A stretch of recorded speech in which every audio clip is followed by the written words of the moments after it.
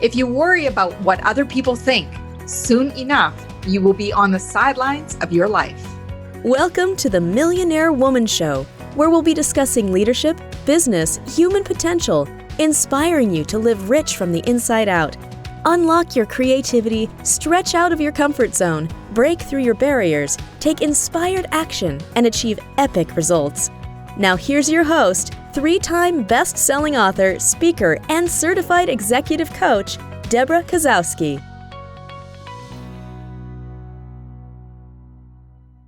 Hello, everyone. It's Debra Kasowski here, and I am super excited to have you here. I'm your host of the Millionaire Woman Show. We bring you guests from around the globe who will inspire, educate, and motivate you into taking action so you can live your life rich from the inside out. Today's guest, I am super excited to have. I came across her late husband's TED Talk video, and it really inspired me to sign up for their newsletter and really dig into more of the mindset work that I help people coach with. But learning more about what Shelly and Morty had created has been phenomenal. And I'm going to go tell you a little bit about our special guest, and I'm going to jump into all those questions to share with you. Shelly Lefkoe is the co-founder of Lefkoe Institute, a San Francisco Bay Area firm whose mission is to significantly improve the quality of life on the planet. Shelly has helped thousands of clients worldwide recreate their lives by ridding themselves of the wide variety of problems, including phobias, relationships that never seem to work, violence, procrastination, unwillingness to confront people, health and wellness issues, sexual dysfunction. Her clients have eliminated emotional patterns such as fear, hostility, shyness, anxiety, depression, worrying about what other people think of them, and the negative sense of themselves. Her programs have reached over 150,000 people worldwide. Her work has been featured on The Today Show, Lisa, and many other media outlets. Her personal vision is to transform the way people parent. She believes that we raise conscious generation of children, violence will end, people will treat each other with respect and dignity, and the life on this planet will be better for everyone. Shelly is an international keynote speaker and workshop leader, and I am delighted to share Shelly with you around the world. She's amazing content, and thank you so much, Shelly, for coming on the show. My pleasure. Thanks for having me, Debra. You know, Shelly, what I love most about your emails is when they come to me, it's always the right story at the right time. And I really, as we go through this, we'll make sure that everybody at the end of the show will get a contact information with you and how to connect with having that information. But you have this way of stating a premise and then sharing a story of how it worked for someone. And I find it so intriguing that the living examples that you have of the students people we've worked with, and how we can dispel the beliefs that we've attached to. And when I said that, I got caught on to the TED Talk for me is about that meaning that we attach to events. And it only has a meaning if we attach it. I would love for you to expand and tell us a little bit more about that. Wow. I've never opened with that in a podcast. That's new. That's all very new. So you just made a statement that the meaning, that events only have the meaning that you give them, which is an inaccurate statement that everybody says. So the TEDx talk came from our body of work, which for 30 years has been about the premise that our behavior, our emotions, are a function of our beliefs. So underlying all those patterns that you said I help people get rid of are mostly unconscious beliefs that people have. And by a belief, I mean something very specific. So a belief is a statement about reality that you believe is the truth. And so we help people get rid of the beliefs that cause the problems, and then the problems go away. One day, I don't know how many years ago now, but some years ago, yeah, I don't know. My husband was doing one of his intellectual, spiritual deep dives, and he realized that when we come into this world, we don't know anything. We're little balls of consciousness. Mhm. And what we realized is that before something becomes a belief, it's meaning. So if you don't get picked up when you're crying, when you're little, you're likely to conclude the meaning you give that is that I'm not important. And if you then grow up and you start seeing mom looking at her iPhone, or, not paying attention to you, or dad is not home and not available, you keep giving it the meaning, I'm not important. And at some point you start believing that. Mhm. And there's a reason why, because it feels like you're actually seeing the meaning in the world. Like, can't you see I'm not important? Look. So we give meaning. The meaning then turns into things that we believe are true. And then we give meaning based on our beliefs. So if you have the belief I'm not important and your child ignores you, the meaning you're going to give it is they don't care about me, they don't respect me, I'm not important. And then you're going to get angry. So all of our emotions come from the meaning that we give events. Now, here's the secret sauce. Events in and of themselves have no meaning. That's not to say they don't matter. It just, you don't know anything for sure because something happens. And the most extreme example of that is 5 years ago, my beloved angel of a husband died. And that was devastating and horrible. And I miss him and it's terrible. But it doesn't mean anything. In other words, it doesn't mean I'll never love again, or I'll never be happy again, or I'm going to be alone for the rest of my life. So the events have no inherent meaning. If somebody doesn't call you, that doesn't mean they don't love you, or they don't care about you, or they don't want to go out with you. If you don't get hired, a good example, you like my stories. So I had a client, one of the I have clients all over the world. And ultimately, you want to get rid of your beliefs so that you stop giving meaning. Mhm. But so anyway, this young man came to see me. He's a son of my client who happens to live in San Francisco.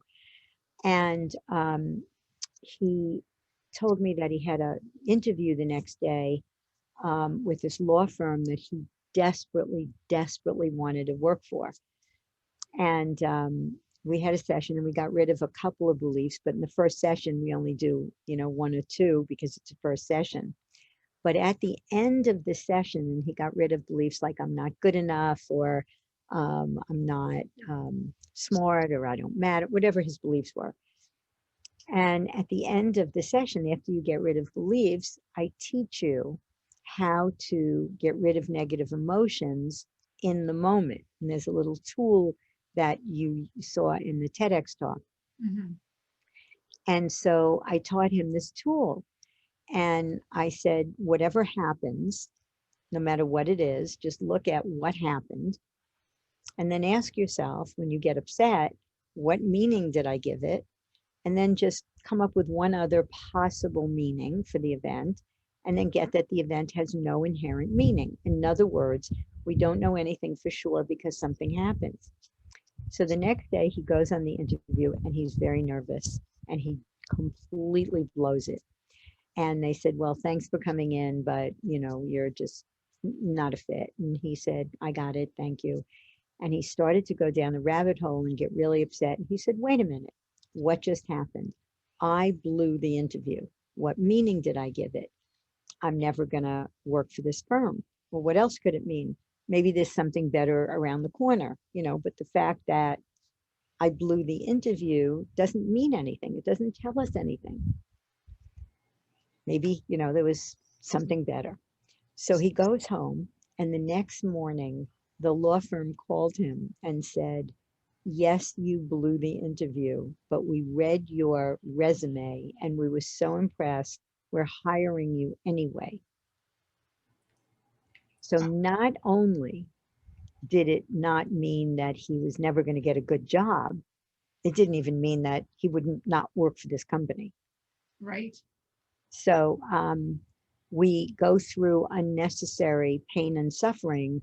And again, that doesn't mean that you don't grieve or there's nothing that is sad or disappointing. But when you have the emotion from more than you want, then you use this process when you don't want to feel disappointed or sad or upset or angry or whatever you feel. You can just get that the event is here. This is what happened. The meaning is here. It's not in the event. Meaning is always in your mind. So if somebody walks by and doesn't say hello to you, you think, oh, they don't like me, or, oh, I did something wrong. That's meaning, and that meaning is always inside your mind. That's why when people say the event only has the meaning I give it, the event does not have the meaning you give it. The meaning you give it is in your head, not in the event. So that's a process that we teach that's like a Band-Aid. It can help you in the moment. It's very powerful. We have a course that's coming up in the fall that teaches you how to do this and practice this. And at the end of 10 weeks, you're like a guru. But ultimately, what runs people's lives are not the meaning you give events. That's what causes the emotions. But what keeps us stuck, what keeps us from moving forward, from procrastinating, from leaving bad relationships, from not playing big, are our beliefs. Wow. Thank you for clarifying some of And that. let me clarify the difference between a belief and a meaning. So meaning is a kind of belief. However, beliefs get formed in the past. Meaning gets formed in the moment. So the meaning almost becomes like a fact for ourselves. Mm-hmm. Say, like, Mm-hmm. if emotion and fact are separated when people are making decisions, then the meaning must be a fact and the emotion's over here. Well, the meaning causes the emotion. Right. And when you get rid of the meaning, the emotion goes away. And that's why when several people look at the same event, that's why we have all these different perspectives, and not everyone's going to see it as suffering. Exactly. Yeah. Exactly. Yep. Wow, the world will definitely be a better place by that quality of life that you have as your mission, because we're driven by emotion. And when I think about different conversations I've had even in the past 2 weeks, someone will say, oh, well, I just feel blah. And you ask them why they feel blah. And they're like, oh, no particular reason. But there's got to be a belief that they're holding to make them feel that way. Yeah. Yeah. Yeah. It's people, one of the most common beliefs, Debra, that people have is, even though we know intellectually this isn't true, most people have the belief mistakes and failures are bad. And if I make a mistake, I'll be rejected. Given those beliefs, they don't, if they make a mistake or fail, the meaning they give it is, oh God, I'm stupid, I'm a failure, whatever. And I always use this as such a wonderful example of, the iPhone. So we have, the first iPhone had a antenna, and it used to break all the time. And people complained. And Steve Jobs and Johnny Ive, who designs the iPhone, said, yeah, this isn't good. We better make an iPhone 2. So they made an iPhone 2, and it didn't have an antenna that broke. And then at number 6, they said, oh, I dropped my iPhone in the toilet, and it cost me $600 many years ago to get a new one. A year later, my daughter dropped her iPhone in the toilet, took it out, and made a phone call. because they figured out how to make it waterproof. Mhm. So they don't look at, they don't say, oh God, I failed. I made a phone and the antenna's breaking. And they just say, oh, we have to redesign it. Right. So the meaning when you make a mistake or fail, once you get rid of that belief, and we have a program called Natural Confidence, which is 19 of the most common self-esteem beliefs. And it takes you through this process. So you don't have to have individual sessions. You could just, it's very inexpensive.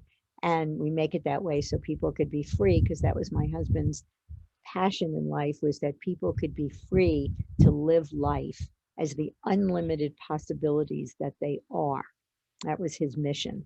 Yeah. And so we made this program so you can go through the most common self-esteem beliefs, and mistakes and failures are bad, and the ever popular, what makes me good enough is having other people think well of me, which was the belief that ran my life. And when you get rid of these beliefs, what's so extraordinary is life becomes so much easier. And when you make a mistake or fail, you just go, learning opportunity. Yeah. Or, okay, what can I learn? How can I grow? How can I do it differently? And it's not, so the suffering goes away. And I think if our work is about anything, it's how to stop suffering, and on the other side, how to be free and self-expressive. And, Mhm. when people have the belief, what makes me good enough is having other people think well of me. Somebody says you're wonderful, and you're like, oh, I'm wonderful. And then somebody says, oh, you're a jerk. And you go, oh God, I'm a jerk. And then the person who called you a jerk says, oh no, I was in a bad mood. You really, oh, I'm wonderful. And what you get is, after you eliminate the belief, nothing's changing about me. Mhm. Right before COVID, I spoke in Croatia in front of 800, I don't remember, a lot of people. Yeah. And she sent me some of the comments, and I didn't know, but they pick out the best and the worst. So, the first one was, oh, she was fantastic, bring her back, I loved her. And the second one was, she was great, I loved every minute. And the third one, and then the fourth one was boring. It's like, okay. And then somebody said it was great material. Somebody else said, I learned a lot. And the third person said, oh, I knew all that already. So instead of invalidating myself like I used to, now what I do is I look at the comments and I go, boring? I'm a lot of things, but not boring. Does anybody else say that? No? Okay. And then I look at, do the negative comments have something, consistent, where I would look at it and say, well, a lot of people are saying that. I should change that. But it doesn't define me anymore. Mhm. And that, thank you, honey. It's really about that defining, like how we're defining ourselves to ourselves. And we're Yes. thinking, if we define ourselves that way, I wonder if everyone else sees me the same way I do.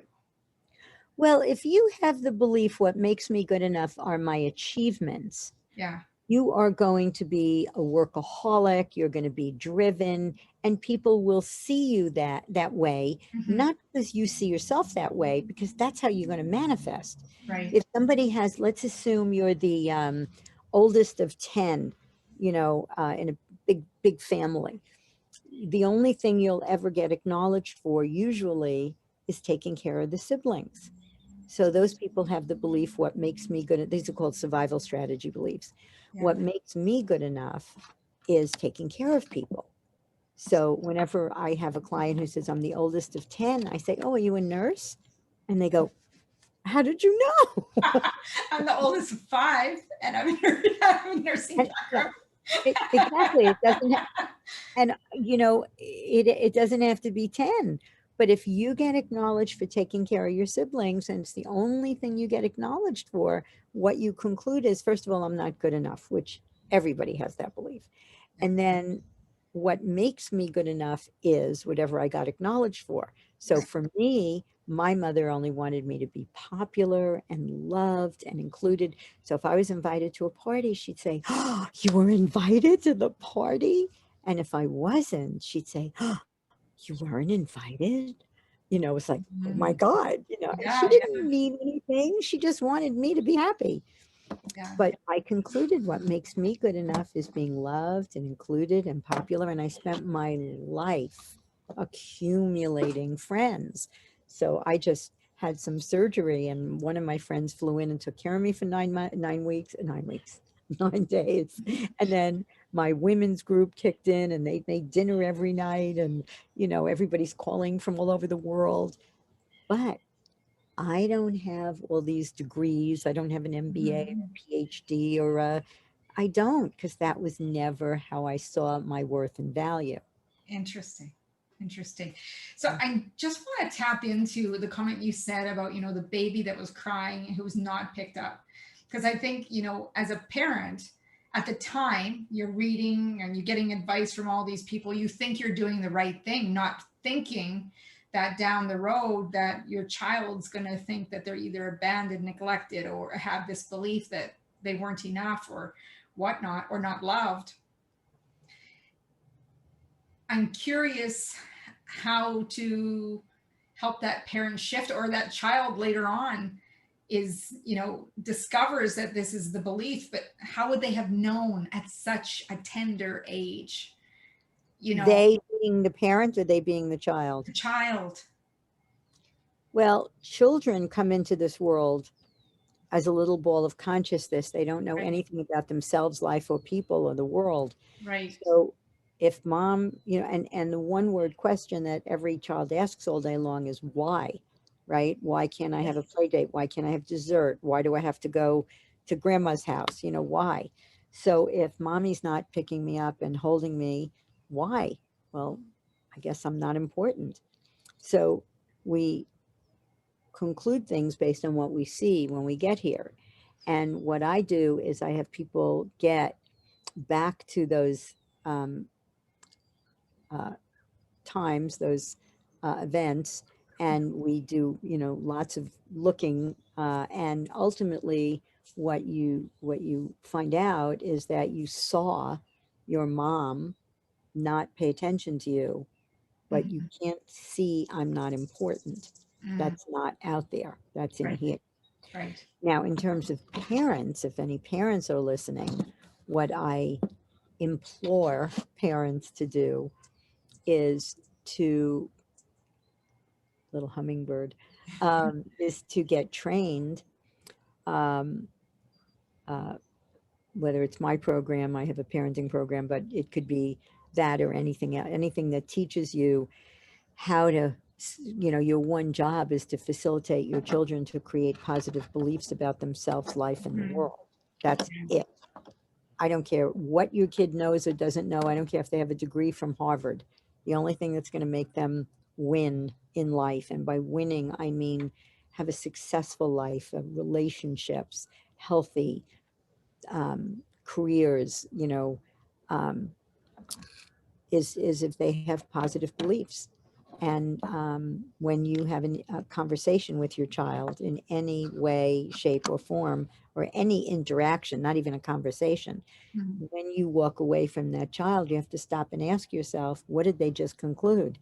Did they walk away saying I'm a loser because I screwed up?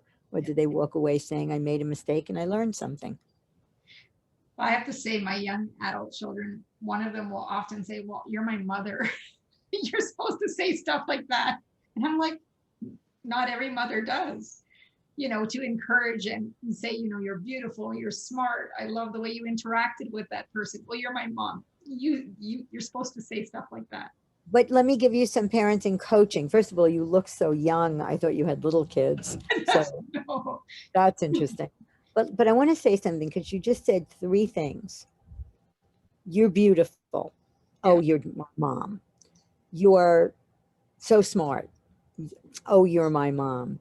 Yeah. I love how you just interacted with that person. It Yeah. was so kind. Yeah. That's different, Okay. It's very different. deeper. It's not just deeper. One is a judgment, the Mm, other is an observation, mm, an acknowledgement. Acknowledgement is, I acknowledge, I observed you. Like that moved me, that inspired me. Right. So if you say to you, let's assume you drew, you painted something and you came and you showed it to me. And I said, oh, Debra, that is so beautiful. You say, oh, that's my mother, or oh, she tells everybody. Whatever you say, doesn't, even if you say it's true, it's still teaching your children to need validation from outside. Mm. Now let's try a different way. You show me your painting and I say, Debra, the colors that you use make me feel happy when I look at that painting. Yeah. You know, that now the kid says, wow, I love this word. It was my husband's word, efficacious. I affected change. Mm. I made an impact on someone. That know, I love. That I love. When I read your writing, it touched me, and it touched a deep part of me, the way that you did your character development. Yeah. There's no good, bad, right, wrong, beautiful, fabulous. There's no judgment. Right. Right. It's, you know, It means I paid attention. And yes, you paid attention and you're observing something of value. The Mhm. way that you treated your sibling just now was so thoughtful and kind. Now the kid says to himself, wow, I'm thoughtful and kind, as opposed to I'm beautiful. Right. And Right. you tell it, you know, when you sing, instead of saying you have a gorgeous voice, when you sing, it just fills the room with such vibrancy and beauty. You light up a room when you walk into the room. Yeah. And people in organizations can do this for each other too. How much different the workplace would be if we did that. Because I took the time to, like you said, to observe and notice, as opposed to good job, good job, Yeah. good job. It's like this good job was the opposite. You know, we were told, you know, shut up and I don't care, and children should be seen and not heard. So Yeah.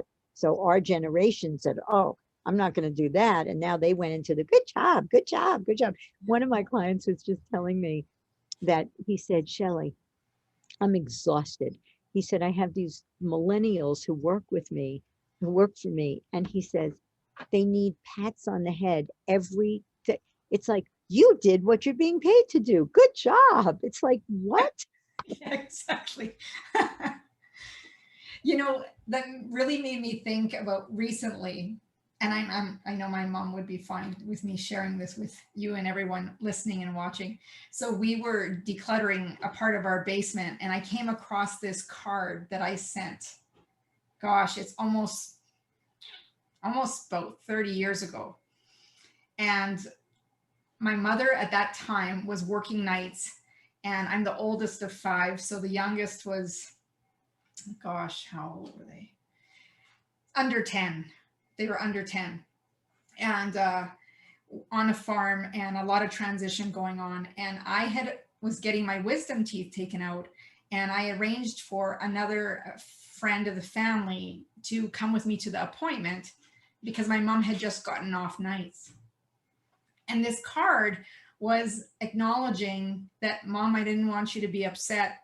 I was concerned about you driving an hour in to come to my appointment, and nobody would replace you, which I don't even remember the conversation, but she was with me as I was going through these papers. And I said, Mom, do you remember getting upset that you thought this other family member or friend of the family was taking your place, or I thought more highly of her than you? And she's like, oh, isn't it crazy the things we used to believe? That's all she said to me. And I was just like, that was so much thinking about what she thought of that event at that moment, that not enoughness. But years later to look at it and say, well, that was never the case, right? So somewhere along the way, she changed the belief. But it's interesting that I had written this note trying to explain my rationale as to, no, I was just more concerned about you being overtired, right? Yeah. So it fascinates me. So the only thing between you and your dreams are your beliefs. Absolutely. So when we have these beliefs, so we talked about, the child in the crib and, the parent, when they get older and they realize that, oh my gosh, they didn't pick me up this one time in the crib, and they go back to have that conversation with their parent, who at the time thought they were doing the best that they could. How do people move through that interaction of that conversation? Because I know different situations where, children who, they're now adults discover this belief and then go have conversations with their parents. And how did you even believe that? How could you not pick up your child, when they were crying? How would you help? So let me answer it. Sure. So you got me there. So number one, you don't form a belief because your parents didn't pick you up once. Right. So a belief doesn't get formed because your parents didn't pick you up once. A belief gets formed because they don't do it over time. Right. Okay. So it needs to be a pattern. It needs to be a pattern. It's exactly right. Right. That's the word we use, a pattern. Now, when you do the process, one of the steps in getting rid of a belief is you say, well, so you look at the events. My parents didn't pick me up when I cried when I was little, and they worked all the time. They weren't there. Right. And one interpretation is, I'm not important. What's another interpretation? Well, another interpretation might be, another way of interpreting the events is, you were important and they had a lot on their plates, Right. and didn't know that it was important to pick you up. Maybe Dr. Spock said, don't spoil your child. So maybe they had beliefs that kept them from picking you up. And another interpretation is that workaholics have the belief, I'm not important, but what makes me important are my achievements. Mm-hmm. And so when they work with me and they realized, I said, where did your belief I'm not important come from? Well, my father was never around. They go, oh my God, I'm doing the same thing to my kid. Mm-hmm. So one interpretation is that your parents had the belief that they weren't important, and it didn't occur to them that their presence was important to you. Some people give their kids material things, but they don't understand that their presence are important. Right. And maybe you were important and they didn't have the parenting skills to make you feel important. Mm-hmm. Maybe they were never picked up as kids. And I always say, if people knew how much attention children needed, nobody would have 5 kids. You can't give 5 kids your undivided attention. Yeah. So if there are other valid and in a big family, who gets the attention? Youngest. Either the youngest or the squeaky wheel. Right. So the squeaky wheel, because parents think she's fine, he's fine, she's fine. Oh, this kid is sick, we got to pay attention. Or this kid is blowing up the toilet bowl with firecrackers, we have to pay attention. So what you look at is there are other interpretations that you couldn't see as a kid. Maybe they were damaged in their own childhoods and felt shut down. There are people, I'll tell you a great story in a minute about loving. So once they see that there are other interpretations, they're more likely to be compassionate with their parents. So they don't go to their parents and say, why didn't you pick me up when I was a kid? What's wrong with you? Because they have insights. I had a client once who abandoned his son, and he said, I cried every day. And I said, well, if you cried every day, why did you abandon your son? And he said, because I believed that I was such a loser, he was better off without me in his life. Wow. If the son found that out, he wouldn't go to his father and say, why did you abandon me? What the hell's wrong with you? He would understand. Right. I'm not saying it makes it easy. It doesn't get rid of the belief. You have to continue doing the process. Right. But it's an opening. It's a shift Yeah. in compassion for your parents. I was working with someone who had one of the most emotional beliefs, one of the beliefs that will elicit the most emotion. If people have it, they generally cry when they say it out loud, is I'm not worth loving, or I'm not lovable. And it comes from not getting affection, or, hearing I love you as a kid. Right. And so I was working with this man on this belief, and I said, where did you get the belief? And he said, well, when I was little, my mom used to always go like this. So I would go to hug her. And if you're listening to this, I have my hands and I'm like pushing him away. She would push me away and say, no, no, no, no. So we got rid of the belief, and it was very emotional when we got rid of the belief. The belief went away, it was gone. And that night he goes to his mother's house and he rings the bell and she answers the door, and he goes to hug her and she goes, no, no, no, no, with her hands. She goes to push him away. And I'm sorry, she goes to push him away with her hands. And he says, no, no, no, no. And he gives her a hug. So the next time he goes over, he rings the bell, opens the door.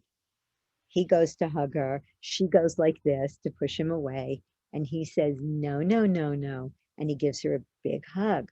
Yeah. The third time he goes to the house, he rings the bell. She opens the door and she hugged him. Wow. She was afraid of rejection. She was afraid of being pushed away. She had the belief that she wasn't lovable and nobody wanted to hug her. Right. So once she got that she wasn't going to be rejected and that he wanted her love, she gave it. Yeah. So that shift can happen at any age and repair so many different relationships. I have to find out. I keep forgetting. There's a book out. It's one of the Oprah books. And I think the title of the book is What Happened to You? Oh, it's a recent one. Yeah. And she says, instead of asking, what's wrong with you? What happened to you? And it's just the profound shift when you look at people the way I do, and I think, what must have happened to this person? What beliefs must they have to behave like that? Right. People aren't evil. People aren't selfish. People are, when I used to scream at politicians when I was watching TV, my husband would always say, Shelly, if you were raised the way they were and had the beliefs they had, you'd be saying the same thing they're saying. Yeah. That's what racism is. It's beliefs. And when people start talking about the intergenerational trauma, how does the Lefkoe method fit into that? Like, I know that we can, if it's happened within our parent-child, but how do we know, like, if it was a grandparent belief, or, without digging a little bit deeper, we won't know. Well, first of all, you're right. You have to dig deeper. Right. 90% of the time it's parents, unless you were raised by your grandparents. Right. Because if your parents loved you and adored you and thought you walked on water, and your grandparents moved to another country, you wouldn't conclude all these things. So it's almost always parents with self-esteem beliefs, not with other beliefs, but with self-esteem beliefs, it's parents. Right. But this thing about intergenerational, let me give you an example. My girlfriend's mother was a battered wife. So her father used to beat up her mother. So when I worked with her, that was the first time I ever heard, it was 30 years ago, first time I ever heard the belief, love is painful. Because she asked her mother, why do you stay with him? And she said, because I love him. So my girlfriend concluded love is stupid, painful, and dangerous. Now, given that belief, she went and married somebody that she loved, and he wasn't violent, but he was an alcoholic, and he was angry and mean. And she said, I don't want to be like my mother. So she divorced him and then married somebody she didn't love, who was just kind of blah. And then she divorced, and then she worked with me, and then she divorced him, and now she's been married for 20 years to a wonderful, fabulous man that she loves. Yeah. but it goes from, the beliefs go from generation to generation, because if you see your mom treated a certain way, you may conclude men have all the power. I'm powerless. Women are to be treated that way. And then because of you have beliefs, then you do that. And then you have kids and your kids see the same thing. So it's not like it's intergenerational. It's not like this amorphous legacy that happens in the world. It's very concrete and finite, that you see things go from if you are in a family where your grandfather is very, very wealthy and your father is raised and he has everything he wants, and he concludes money is abundant, money's not a problem, you can make money easily, then he will. And then that's what you'll see. And if you have those beliefs, that's what your kids will see. Yeah. Does that make sense? Yeah. And it's interesting because I think about different relationships, and, how one person in the relationship could have an abundant mentality and the other one has a scarcity mentality. And it's very challenging to be a part of that, but also to understand where that belief came from. And yet at the same time, and this is something I wanted to ask you, because even though we have our parental influence, we, like all siblings, for example, have their own social circles and connections that they form, that average of the 5 people you hang out with. Is it that we also pick up the beliefs of the social circles that we have, or is it still influenced more so by the parenting? Well, it could be the social circles when you're a kid, yes. Right. Yes, but not as an adult. Right. Most of your beliefs are formed by the time you're 10 years old. Yeah. Because I'm thinking about bullying, and bullying in school. Absolutely. Absolutely. Bullying is the source of lots and lots of pain and suffering and beliefs. Yes, absolutely. Yeah. And in natural confidence, the website is recreateyourlife.com. And in this program, bullying, for instance, you conclude, I don't fit in, I don't belong, I'm different, or I'm not good enough, or whatever. And all these beliefs underlie procrastination. They underlie playing small in life, being afraid to, but it handles fear of rejection. Fear of rejection is one of the easiest things to get rid of. We have a very quick emotional deconditioning process that you can get rid of. In this program, you get rid of fear associated with being criticized and judged, fear of not living up to an expectation, and fear of rejection. And it will be gone forever. And it's like magic, just magic. That's what I was going to ask you. When you work with one event of someone having the belief of not being loved or not being enough, it doesn't have to be situational for every event that comes up for you, because if it had the same underlying meaning, is what you're saying, that it will dissolve all of the beliefs of being unlovable or not enough? You just kind of threw in a lot of stuff, and so I'm not sure what you're asking. So when you don't know the words, you kind of use them interchangeably, and they're not interchangeably. Yeah. So you don't work on one event, you work on one belief. Belief, got it. A belief comes from many events. So when you, let's assume, it's like Santa Claus. Well, I don't want to use that for this particular instance. When you get rid of the belief and you get, I never saw I'm not worth loving. I saw 2 people treat me a certain way. Right. Where did I'm not worth loving come from? Well, I made that up. Right. Like Santa Claus. Right. I just saw that there was a Santa Claus. I made that up. Bam, that's gone. You never comes back. So once the belief I'm not worth loving goes away, it's just not true. So no matter what circumstance comes up, you're not a person who's not worth loving. So you act differently, you hear things differently, You know, a good example is my friend who I was talking about, whose um, father was the violent alcoholic. We were out in Fire Island, and I was telling a story about how my husband told me when we were first living together, if you're in, you're in. But if you're going to commit to this relationship, you can't ever question the relationship again.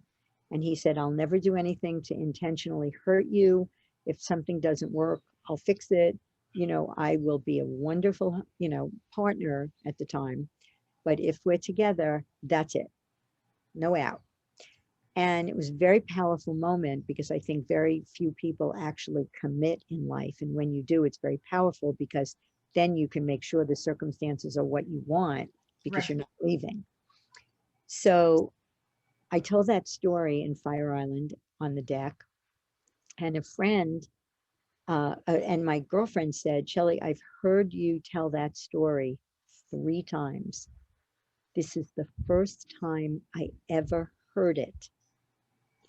And she had just gotten rid of the beliefs, love is painful, men are assholes, men can't be trusted, men are violent, men have all the power, relationships don't work. She got rid of all those beliefs. Now, all of a sudden, her listening opened up and she could hear a story that she heard words, but Right. she could never hear the story. So when you get rid of a belief, it's like when I go on stage now, I don't say, oh, is this a crowd where I'm not going to define myself? I'm just me. I'm just authentic. Wherever I am, you could put me any place with the Queen of England, your podcast, or Mark Hyman's podcast, which had 25 million downloads. I am exactly the same. And that helps people, I think, really get true and trusting themselves. Yeah. I think of an event that happened to me several years ago. I was going to follow through and make this big life transition. And a few weeks before the transition, I had someone phone me and say, oh, are you sure you want to do that? I don't think you should do that. And then 3 days before, they called and said, we don't think you're going to make it. I don't think you should be doing that. And I was so excited the night before because I had this sticky on my mirror. And I said, oh, I can't wait. And they said, everything's going to fail. And the next day I didn't follow through with it because I really believed what the other people were saying. And how could I ruin it for everyone to choose something for myself? And it's taken me, and this is the first time I'm actually sharing this on the air, but it's taken me a lot of time to work on rebuilding that trust in myself. And I think that's part of what got me to study mindset, is to understand what happened that I didn't follow through. Because that feeling I had the night before, I've never tapped in such an amazing feeling in my life. And I want it back, you know? So if I said to you, Debra, what do you believe? If you really just look and ask yourself the question, what do you believe? Now there's a lot, but what do you believe that had you say no?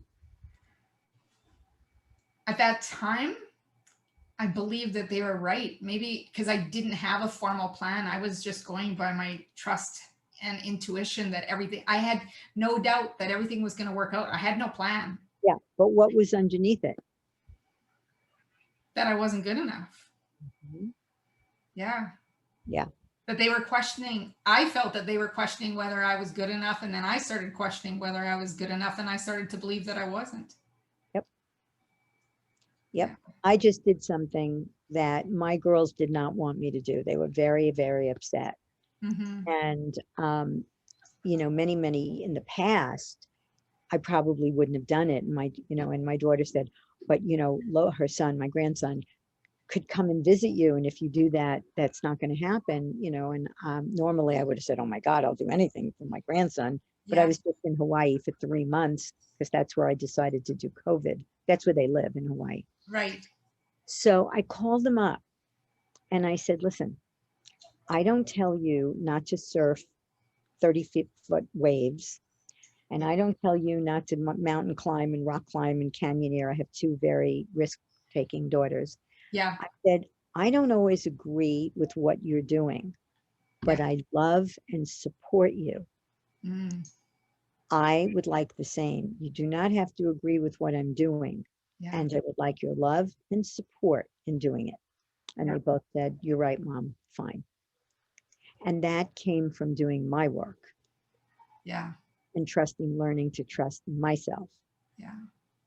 And so many of us were raised, Deborah, with what's this one going to think and what's that one going to think and what if it doesn't turn out and what if you fail and what if. Yeah. You know, when you really do your work and when you get rid of these beliefs, it's like getting rid of tumors from your body. And all Yeah. of a sudden you get healthier and healthier and healthier. Yeah. And you're indestructible. You know, it's just like Because it's like, how can it not work? I use the example, my dad and my brother, you know, they don't mean anything. They love me ad nauseum, but they speak in a way that's very unconscious. And they would say, you don't use your head. My father used to say, you don't use your head. You don't think. Oh, you piss away money, you know, things like that. Right.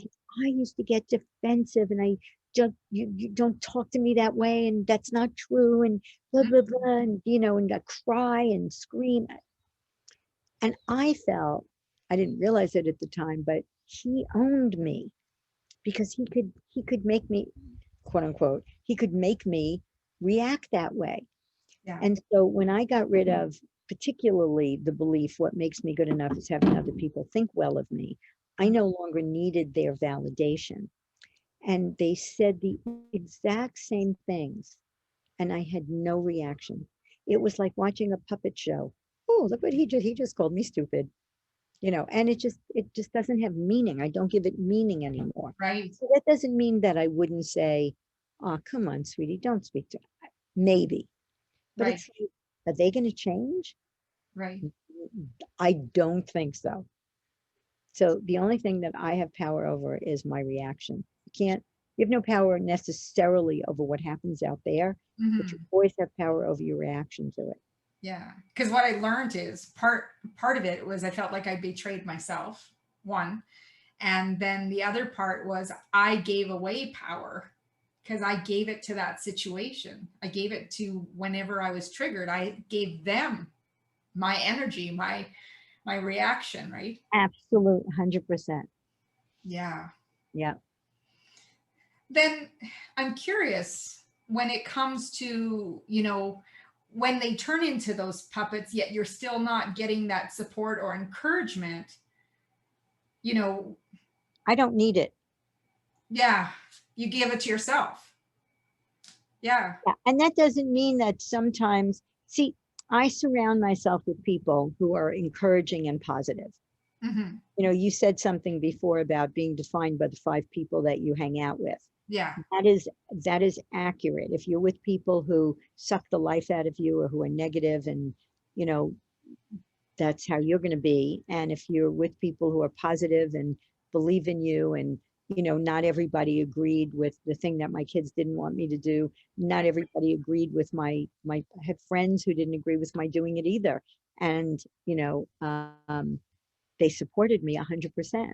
They said, Shell, if this is what you want to do, knock yourself out, do it. Yeah. Why not? And so, but I don't need, you know, the constant, you could do it, you could do it, you could do it. You know, that's what happens again when you start working on yourself and you get rid of the beliefs. You don't need that constant other people to believe in you. You start. Yeah. And the other thing is, I don't know if I could do it or not do it, but we'll see. We'll Yeah. I love that because it's filled with possibility. It's filled with what could I do? And because this is what I tell people when they ask me what my greatest fear is. My greatest fear would be not making an impact, not making a difference in this world. That would be my greatest fear. Touche. And that's mine. And it's not even my greatest fear, because if you are your authentic self, you will make a difference. You don't have to have a profound body of work. It's funny that I'm doing a podcast because I just did a docu-series called The Millionaire Within Her. And it was really wonderful because most women didn't necessarily talk about money. They Right. talked about how when women have money, they're way more philanthropic. They use their money differently than men do. Yeah. And about empowerment of women and girls. So I was very happy to be a part of it. But, we look at these women, and one woman said, oh, I was with, Mackenzie Scott, Jeff Bezos' ex-wife, and, Yeah. and oh, I built 3 companies and they're worth $10 million, and, people watching me, and no, I did my work. But we're all in this world together. Mhm. Everybody has their own stuff. Yeah. And nobody's better than you. Nobody's smarter than you. Nobody's anything. People have beliefs that make them do what they do. And some people are driven to prove they're good enough. And so they build 3 companies with $10 million, and it's never enough because they still feel like they're not good enough. Yeah. And And that's where what that emptiness is, right? It's interesting that you brought that up because someone had sent me the link to pay attention to that. And I had also been reading, I'm listening to the audio of Lynn Twist's The Soul of Money. So it's been interesting because I think some of the people that were on the platform with you were some people that I know as well. So Lynn Twist is one of my dearest friends. She's in my women's group. And so is Marcy Shimoff. yes, And so and Debra Kasowski. Kasowski, Yeah. my buddies. Yes. Lynn Twist's interview on The Millionaire Within Her is captivating. Captivating. She just goes into her whole story about meeting Mother Teresa for the first time and what that was like. I really enjoyed that in her book.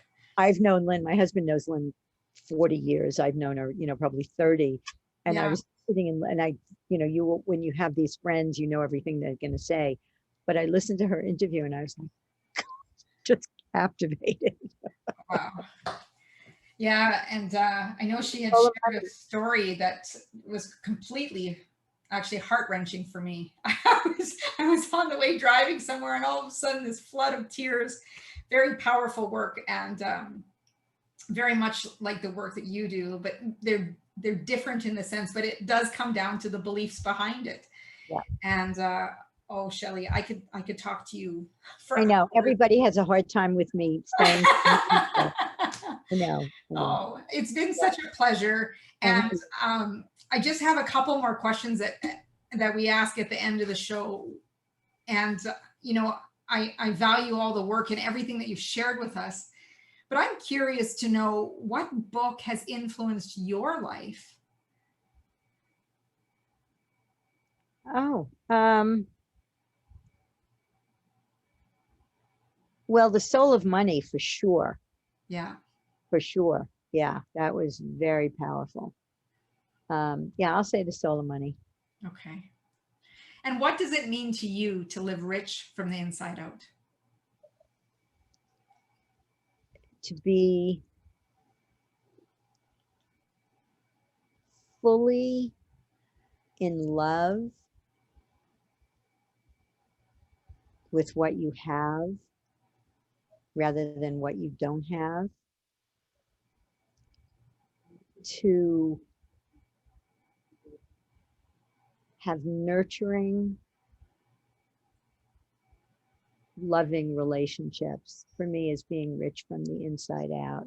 Doing what you love, living your life, not somebody. That's what I would really say. Living your life, not somebody else's life. Yeah. That's beautiful.